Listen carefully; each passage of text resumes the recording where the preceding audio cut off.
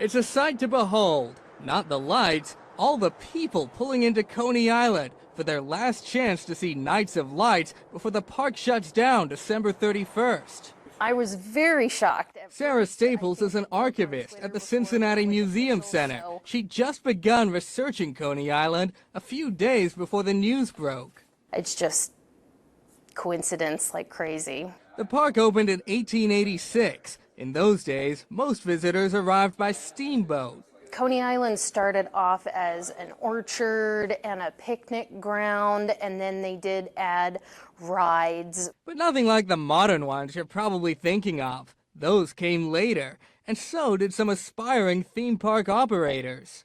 Disney came to Coney Island in 1953 to see the park and how it ran. It was one of the only amusement parks back then. Disneyland opened a few years later.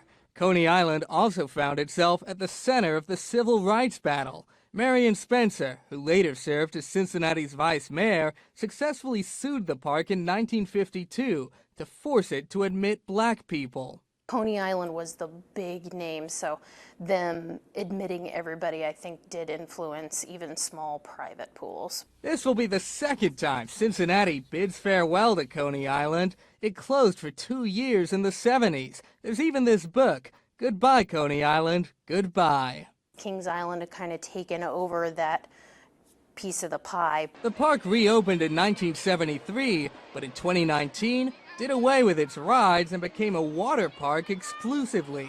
It still has its famous Sunlight Pool, the world's largest recirculating one. But in 2 weeks' time, all that water's down the drain, along with 137 years of memories. At Coney Island, Luke Jones, Local 12 News. You can always find our stories here on YouTube, but go ahead and tap subscribe. That way you're always in the know.